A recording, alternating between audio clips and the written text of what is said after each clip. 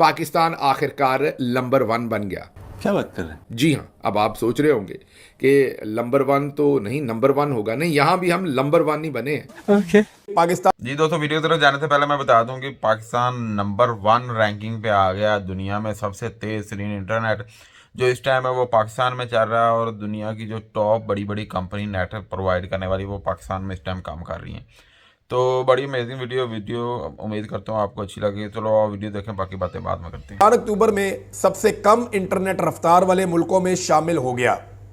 ये speed test global index जो है उसके ऊपर ये डाटा आया है कि जो फ्रीलांसिंग बाकायदा, अगर मैं कोई खतरे में पड़ गई तो गलत नहीं होगा। पाकिस्तान 198 नंबर पर आ गया है। जी हाँ, आप दुरुस्त सुन रहे हैं, पाकिस्तान 198 नंबर पर अब खड़ा है, और ये दुनिया के 198 मुल्कों की ही लिस्ट बनी थी। पाकिस्तानियों को मिलने वाला काम सर, आपको पता है 70% तक, 70% तक कमी आ गई है इसमें। यानी आप अंदाजा करें कि जो टॉप के मुल्क है ना, जहाँ पे इंटरनेट बहुत ही स्लो है, पाकिस्तान उन मुल्कों का हिस्सा बन गया है। हमारी किस्मत में नंबर 1 बनना है नहीं, हम नंबर 1 ही बनते हैं, लेकिन हम कौम को हमेशा यही बताते रहते हैं कि हम नंबर 1 हैं। असल में हम नंबर 1 होते हैं। मिसाल के तौर पे अगर मैं आपको बताऊं कि स्पीड जो इंटरनेट की है पाकिस्तान में, वो फ़लस्तीन, भूटान, घाना, इराक, ईरान, लबनान और लीबिया से भी नीचे आ गई है।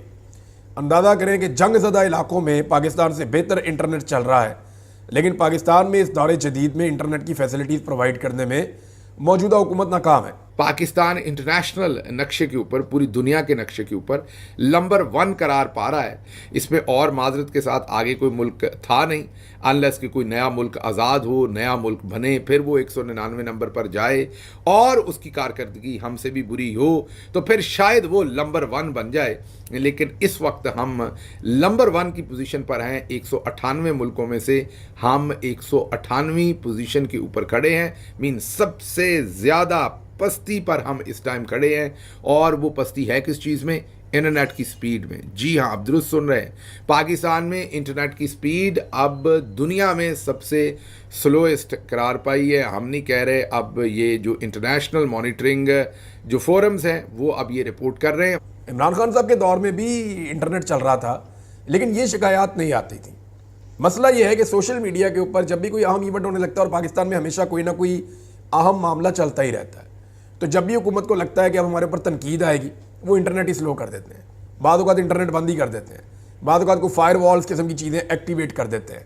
अब इन चीज़ों ने पाकिस्तान को नुकसान कितना पहुंचाया? एक तो पाकिस्तान के शहरियों को नुकसान, पाकिस्तान की इमेज को नुकसान। दूसरी चीज़ जो हो रही है, अभी जो माहिरीन ने एक डाटा दिया है, उस डाटा के मुताबिक ये जो स्लो इंटरनेट है, इसकी वजह से पाकिस्तान के जो फ्रीलांसर्स हैं उनको जो काम मिलता है बैरूनी दुनिया से, मगरबी ममालिक से, उसमें 70% की कमी होने वाली है या हो गई है। अच्छा, ये जो सारा काम है, ये बिजनेस है, ये ट्रांसफ़र होकर चला जाएगा, जिसके इम्कानात का इजहार किया जा रहा है बांग्लादेश या भारत को।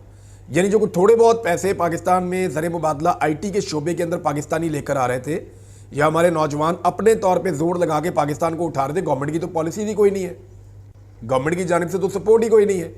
अब अगर आईटी की इंडस्ट्री को अपने जोरे बाजू पे नौजवान उठा रहे थे और कोशिश कर रहे थे, तो बजाय इसके कि उसको सहूलत दी जाती, उनका इंटरनेट ही बंद कर दिया, जो उनका बेसिक टूल है। क्योंकि सर इससे आम तबका मुतासिर हो रहा है। बहुत से लोग ऐसे जिनका काम इंटरनेट से वाबस्ता है, और इसकी सुस्ती की वजह से उन बेचारों का रोजगार मुतासिर हुआ है।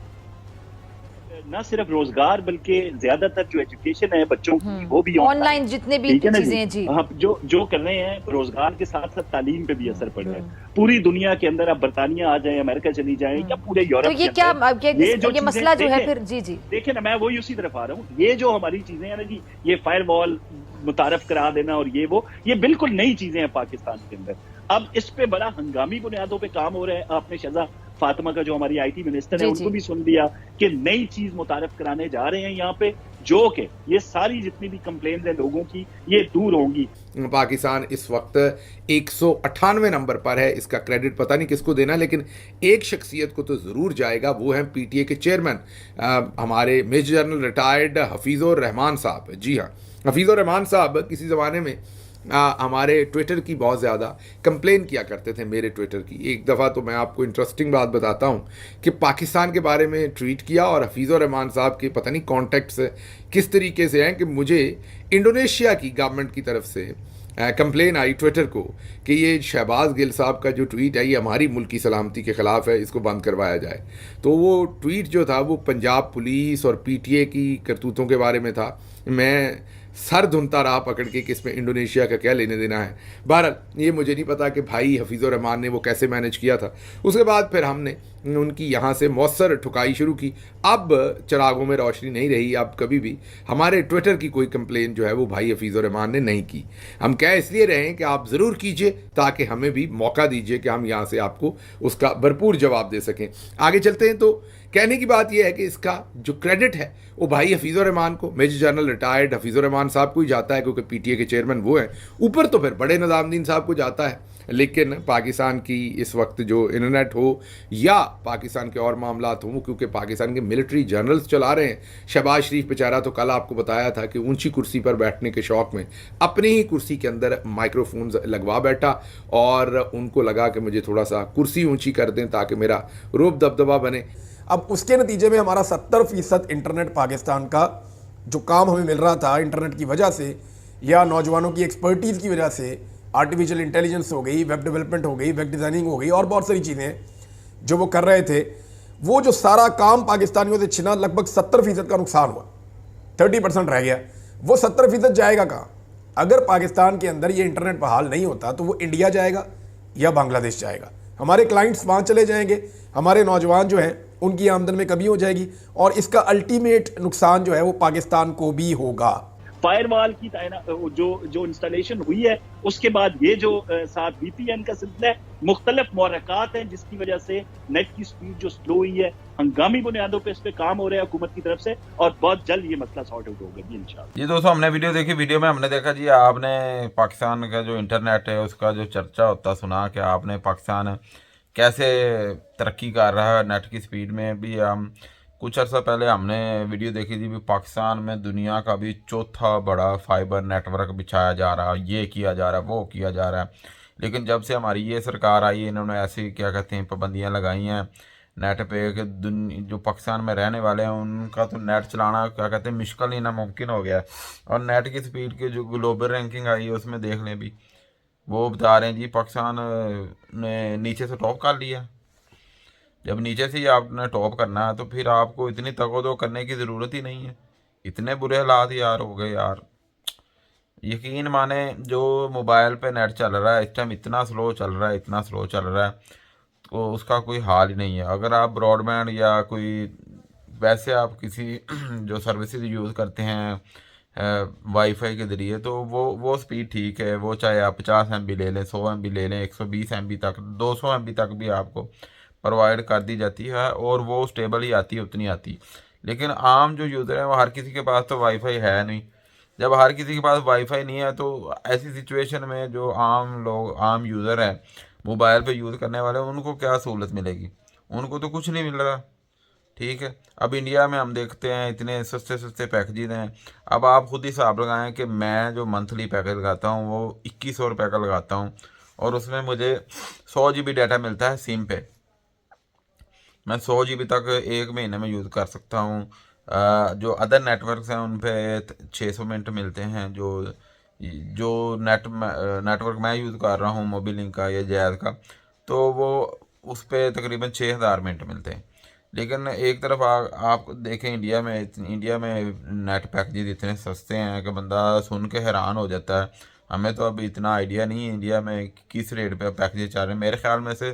मेरे ख्याल से तो इंडिया में इतने में 3-4 महीने का पैकेज लग जाता है, जितने का हम पैकेज 1 महीने का लगाते हैं पाकिस्तान में।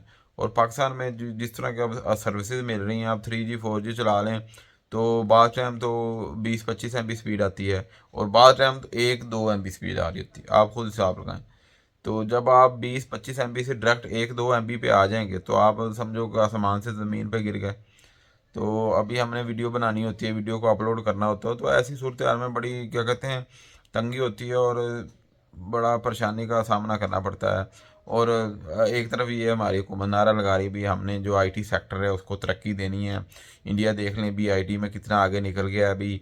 तो जब आप देश में इस तरह का नेट प्रोवाइड करेंगे तो आपकी आईटी जो आईटी सेक्टर है वो कैसे तरक्की करेगा। ठीक है, आपके जो फ्रीलांसर हैं उनको काम कैसे दिया जाएगा। मैं देख रहा था कि भाई कौन से फ्रीलांसर वाली क्या कहते हैं, एक बहुत बड़ी वेबसाइट है, उन्होंने ऐलान किया अभी जो पाकिस्तान के फ्रीलांसर हैं उनको काम ना दिया जाए क्योंकि वहाँ पे इंटरनेट की स्पीड का मसला चल रहा है, जिसकी वजह से वो क्या कहते हैं आपको परेशानी का सामना करना पड़ सकता है।